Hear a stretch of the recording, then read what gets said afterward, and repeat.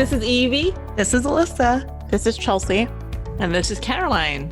Welcome to Med-Surg Moments, the AMSN podcast. This podcast is an engaging look at the lives of and surrounding medical surgical nurses. Hi, guys. Thanks for joining us today. Unfortunately, Chelsea and Caroline cannot join us, but Evie and I are here to lead the way. What's been going on with you, Evie? Currently, I am in a walking boot. I was celebrating a Juneteenth event and leaving the event 2 steps from my car.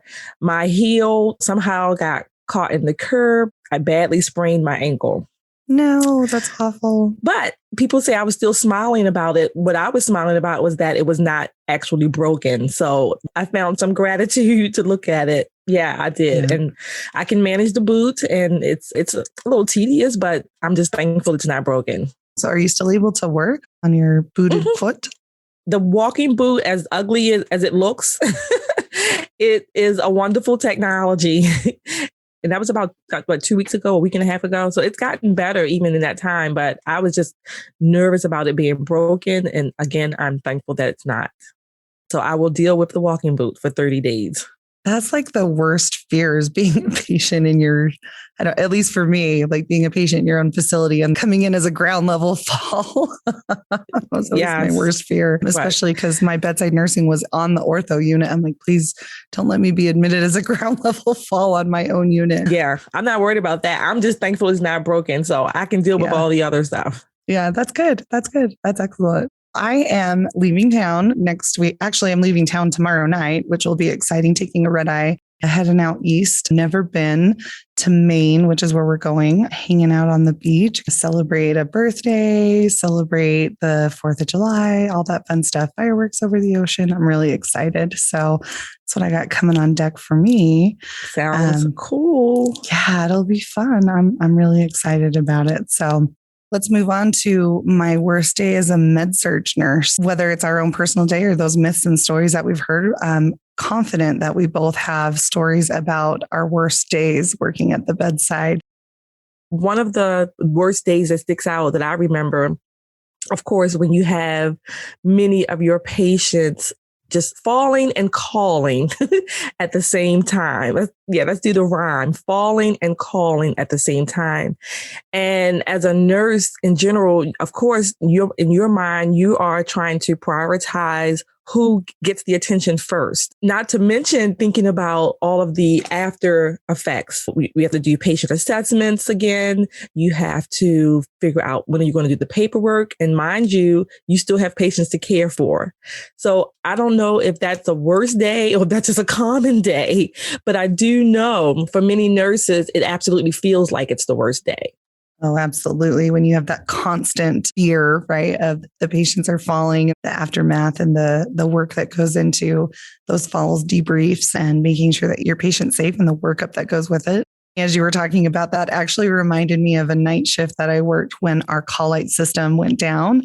It was still like lighting up the lights that are outside the door, but it wasn't speaking with the monitors in the hallway. I would say that was probably one of the most stressful nights. Luckily, I wasn't charging that night, but I felt really bad for our charge nurse because she was going bananas. We posted staff in every single hallway to monitor the lights so that we could see if the patients were calling. And we spent hours all night long just staring at lights and answering call lights as we could. But it was a disaster. We had a patient who was like in restraints, somehow Superman his way off the bed where he, rather than laying peacefully restrained how he should, he somehow got himself restrained and Supermaned off the foot of the bed. And it was just one of those nights where if bad things could happen, it did. And not being able to have that clear communication with your patient, because you leave the room and you're like, hey, if you need anything, hit the call light. Mm-hmm. And then we couldn't see that communication with our patient. It was such a nightmare. Oh, man. Yeah, I can commiserate, if you will, with that. Another time I remember we started out with short staff. And a nurse, she really got sick while working. So we're already, I think, 5 patients each, maybe 6, some of us, depending on the census. And so she got sick and the charge nurse had to take, I think, 4 or 5 patients. We each got another patient And this is what made it even worse, if you can imagine. The manager did not come and help. She was in her office and she did not come and help. So not only did it make it worse, it made the staff infuriated and the morale went down. So I think they were angry. Yes, angry and just went down, and add those emotional feelings and those emotional effects in with the tangible things that are going on. I don't know if it exacerbates it. It just makes it that much more painful. People still talk about it. And so it's still poignant in their minds. And I think it still contributes to some of the low morale on the unit sometimes. I charged a lot at night. So our unit manager, I feel like, sent me mixed messages because I have two stories about our manager. The first one, I remember calling him and telling him, hey, we're going to be really short tonight. I've talked to staffing. I've paged it out. I've bribed people. I can't get any help. And he's, oh, okay, great. I'll come in. Super. You can come in and charge and I'll take a patient assignment and that'll be easy. He came in, he's like, no, I'll take the patient assignment. I haven't charged in a long time. And he did. He took a patient assignment. It was probably one of the most giddy night shifts I had ever had because I hadn't worked with our manager in, I don't even know how long, because he was day shift and I was working straight nights. So he wandered around. He was a lost little puppy for most of the night. And I had this sick satisfaction of, I can't believe I got the manager to come in and help us tonight. And then as an alternative to that story, there was another night when I reached out and talked to him and I was like, I'm really scared because besides me, every other staff nurse on the unit has less than 1 year of experience and we're short. And unfortunately, he did not come in and help that night. And so I had a full assignment charging. Everybody was at their max. And right at shift change, I had a patient stroke. When he came in and he said, how'd your night go? And he was all casual. And I was just like, I'm going to kill you. Get out of my face. Yeah. Yeah. Wow. As we're talking about these stories, I'm thinking about one of the theories of new nurses when you go through the stages, the honeymoon, the shock, the recovery, the resolution. And interestingly enough, when you're in school, you probably think of these, at least I did, you think of these phases in a more linear fashion. In reality, outside of NCLEX world, in reality, these phases happen. They could happen almost every shift, certainly maybe with different patients. So these phases are just, they're sort of continuously happening and you are going through them, recovering, resolving almost every time you work. And I remember early on in my nursing career, sometimes I would leave work and I would be questioning, am I in the right profession? Do I really want to do this? There's so much responsibility. It's overwhelming. I don't even know if I can do it as I thought I could. And we still have those days. We still have those moments. I think that happens no matter how long you've been a nurse. I think we all have many stories. Of course, the stories that stick to my mind, my worst days, are patients when they are in the end stages of life. And although they are, quote unquote, medically expected to pass, when you've bonded with those patients, you're not ready for them.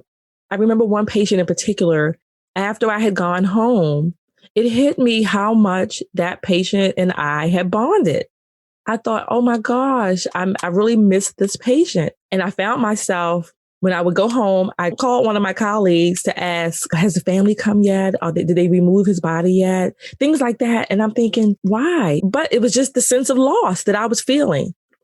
And yet I didn't know at that time how to process it, how to, again, go through these phases, recovering and resolving the issue that my patient had passed away, someone who I cared about. We bonded. We talked about things from his old days before he passed. And again, it was just a sense of loss that I was feeling. But no one can teach you. They certainly didn't teach me, and I still don't have it down pat, how to go through these phases like an expert, if there is such a thing.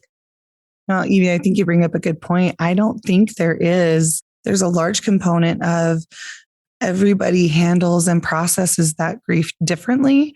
And a large component is based on how we felt or how we bonded with that patient initially. There are people who are able to go in and completely detach emotionally from that patient and just get their job done. And so at the end of the day, they go home and it's nothing happened. And then there are other nurses who really do invest in the human being behind the work that they're doing. And because it's so different, right? We're all different human beings and we all respond differently. How would we train? We can give those tips on processing grief and letting those emotions just roll over you as they come and identifying them when they come. If you name it, you can tame it kind of stuff. But everybody's so different. There's no cookie cutter, like, here are your instructions on how to process your grief when your patient passes away. Unfortunately, no checklist, no process or protocol. And nurses are so good at following those. And yeah, that's a gap. We're left to our own devices at the end of the day to figure it out. I think that's why nurses being teammates, leaning on your nursing team so that you have someone to talk to and work things out. And no one's going to really relate to that kind of feeling and emotion as well as another nurse who's been there. You know what I mean? But I definitely have been there. I've had that patient pass away and I've had to deal with the grief and confusion, really, because I had to figure out why I was feeling the way I was. And I had to figure out what the feelings were, because that first time you go through it and you don't really understand the feelings, it's hard to recognize even where it's coming from, or what is this mood and what's driving it, and why can't I sleep after this shift, and why am I being short with my family? It takes a little bit of a deep dive to be like, wow, today really rocked me and I'm lashing out, or whatever that response is that you're having. That can be true to any kind of day that you have at work. And what's really important about having that is having a really good process for how you're going to like decompress from that before you reach your family, you reach your social circles outside of nursing, because they don't really understand, and having that level of separation. Do you have a good process on how you keep that separation and how you rebound from that? I am a processor. I need time away to think about it, to step away from that moment, to really run it through my head. That's how I at least start. I like to walk when I can walk without a boot. Sometimes I call it a slow jog, and listen to all kinds of podcasts, music, of course, and just take some time to just be in the moment, in my head and in my heart. So in doing that, I am also playing back my role. I'm literally in my head. I'm positioning myself where I was, what I was doing when all of these other things were going on, and trying to get a sense of what I was even feeling in those moments, without blame, without pointing fingers at anything or anyone, just being in the moment, being okay with whatever I am feeling, not saying it's good, it's bad, it's wrong or right, just being. That at least helps me on the path to recovery or rebounding. I think that's a really standard recentering. For me, there are tiers to bad days. If it was just like a regular stressful day, like driving home and listening to music and just separating yourself from that was enough. But sometimes you needed something a little bit more. Sometimes you need to really drive that separation, and going out and just recentering yourself and finding that purpose, that why do I do this job? Reconnecting with the why is really important. If you lose your purpose of why you are a nurse and why you subject yourself to this, it's really easy to get lost and say, man, I'd rather be a barista at Starbucks than deal with this. And there were many times when I would crack that joke. Wow, the baristas at Starbucks seem really happy right now, and I have to go back upstairs and deal with all the things I have to deal with. Yeah, I think whatever it takes for people to find that pause and that quiet in themselves, whatever that looks like. I'll admit, not every single coping skill I had when I was a young nurse was healthy, because on those super really bad days, just going home and crying in my shower with a cocktail was the preferred coping skill. Like, I'm going to drink this drink, take this shower and go to bed, and we're going to start over in the morning. There's definitely the healthy coping skills and the one that maybe is not deemed as healthy, but whatever is going to get you to go back to work the next day is probably the one you need to use. You said something, Alissa, and You said it as a joke, but actually I have been there and done that. I have literally, if you crack that joke about, you know what, maybe I can go and work in Panera or Walmart. And I was at the point one time, I literally asked the Panera manager for an application because to me, I was looking for more healthy balance. And along those lines, what I have learned, and I'm still, again, practicing. I do not have it all worked out and checked off, on the boxes. But what I am practicing and learning is those worst days also give me pause to, again, appreciate the good days. And one of the things that I do is that I know when I am stressed or I've reached my max at work, that next call, when they're calling for people to come into work because they're short, I no longer feel guilty about saying no. I no longer feel guilty about saying no. I just can't do it. Absolutely. I think that's a good tip. And I think that every med-surg nurse needs to recognize that the hospital is a business and there are resource staffing or float pools or all that kind of stuff that is designed to fill those needs. And of course, they're going to reach out to unit staff. They're going to reach out to resource staff. They're going to try everything they can. But the hospital is a business making business decisions, and you are living your personal life. And it's up to you to protect your own mental health and make those decisions that are going to be best for you. Anything beyond what you agreed to do when you were hired for employment, your FTE that you signed on for, anything beyond that, it's up to you to protect your time. The hospital's going to work you as much as you are willing to do it without that, gosh, are you sure that you should work this 6th shift in a row? Can you handle that mentally? They're not thinking about that. You have a license, you have this skill. I'm going to plug you in this hole because I have a need. And so it really is up to us to protect our time, to protect our mental health. And it is okay to say no. It's a business decision. You're going to say no and you're going to go on. And at least I did in the beginning. I felt guilty about it, but they're going to hang up with you and they're just going to call the next person. So they're moving on. You need to move on too. Be like, nope, sorry, not today. Relieve yourself the guilt, protect yourself. You know what I mean? Yeah, you're right. And that's a good way to look at it. The hospital is a business and we are living our personal lives in the midst of this business, but we are ultimately the owners and the protectors of our own well-being. Absolutely. And the thing that's interesting about med-surg nursing is that you could have a bad day and you could think, oh my gosh, that is the worst day ever. And then you can have another day that'll just shock you. And you're like, wow, okay. That one just topped it.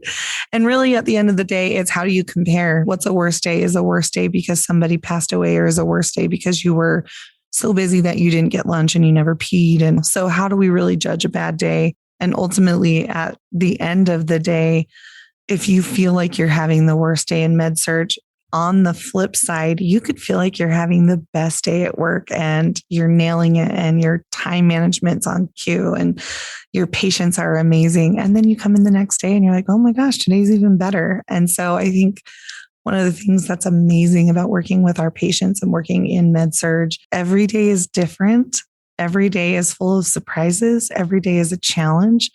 And so if you're having your worst day, when you're sitting back and reflecting, look for the lessons that you can grow and learn from and apply and flip that into the best day.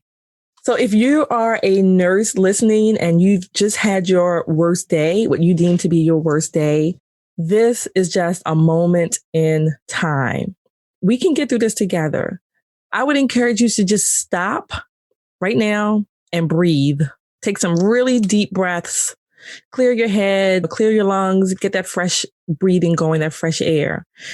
And then we're going to go from there. We're going to walk through this together. You are not alone. You're not the first and you're certainly not the last nurse to feel this way. It's okay. We are going to get through this together. I think that's very valuable information. Taking that stop and pause and really just give yourself that space. Separate yourself from your day so that you have that room to really reflect on it. Because sometimes when you're in the moment of the chaos, it feels like the worst day. You're like, this is the worst day ever. I hate this. And then when you get that separation, you're like, oh, maybe it wasn't as bad as I thought.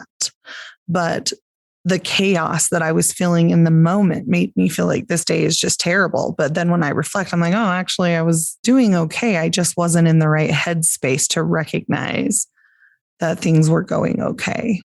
I feel like when you're having that worst day, or you feel like it's that worst day, finding that outlet. So if that's another nurse, if that's a friend, a colleague, a coworker, a mentor, having somebody to debrief with, having somebody to talk to about it, having someone there to tell you that you're not alone and you aren't that first or last person who's going to feel this way, and that it's okay and what you're feeling is normal, and help you look for those lessons, right? What can we improve on? And having someone tell you, you know what, you nailed it. You didn't do anything wrong. And sometimes that's just how life goes. Whatever the case may be, having someone normalize it for you when you feel like you can't, very valuable. So I would agree with Evie, reach out for that sounding board, find that person who can really help you if you need to reflect, right, on what happened. I think reflection, that's the way that I process, is going through reflection. If you're like me, find that person. If you need to reflect on your day, I find it very valuable. Have something you do outside of work that you enjoy, some hobby, a craft, whatever it may be, roller skating, whatever it may be. Find something that you enjoy and do it outside of work. Depending on the situation, depending on the person, what may be going on, there are some organizational tools that they can use, EAP or the wellness lifestyle coach, things like that. Those resources that are available, provided from your organization, please, they're there. They're there to help. And those coaches or those people in those roles can walk you through step by step or moment by moment, if you will, when you utilize the resources that are available from your organization. They are there for us to use. I'm not just saying you, for us to use. And there's no shame in doing so. Absolutely. Just a final thought. We have to take care of each other, right? Med-Surg nurses, we are in this together and we should take care of each other, support each other, take care of each other, and look out for each other. Wow. Alissa, I think this was a very deep, profound, but yet encouraging episode. And unfortunately, we're at the end of time for this one. Well, we could have gone on forever, I think. Yeah, I did. Yeah, it's been a good discussion with you, Evie. I'm so glad you made it this time because we've missed you the last few times. So yeah, I'm back. I'm here. But we want to just leave again. We encourage all of our colleagues, wherever you are, just again, enjoy your career, enjoy your hobbies, enjoy this time. It's a moment in time, and we are here to get through it together. We look forward to connecting with you on the next episode of Med-Surg Moments, the AMSN podcast. In the meantime, we want to hear from you. Send us your questions, topic ideas, and feedback to amsnpod@amsn.org. That's amsnpod@amsn.org. We'd also like to remind you to become a member of AMSN or renew your membership at www.amsn.org. You receive lots of cool benefits and perks, such as discounted pricing on the annual convention and continuing education. We encourage you to help us spread the word and subscribe to the Med-Surg Moments podcast via your smartphone podcast app to receive notifications of future episodes. Please be sure to leave us a review and recommend Med-Surg Moments wherever you get your podcasts to help us reach even more listeners. We invite you to join the conversation by sharing your ideas and questions on AMSN's Facebook, Instagram, LinkedIn, or Twitter pages, and don't forget to add #Med-Surg Moments to your posts. Simply enter AMSN in the search field on any of these social media platforms to connect with us. The content within the Med-Surg Moments podcast represents the views, thoughts, and opinions of the co-hosts and may not necessarily reflect the views, thoughts, and opinions of the Academy of Medical Surgical Nurses. Until next time, I'm Evie. I'm Chelsea. And Alissa. And always remember, Med-Surg Moments is a moment in our lives, a moment in our Med-Surg careers that makes a huge difference.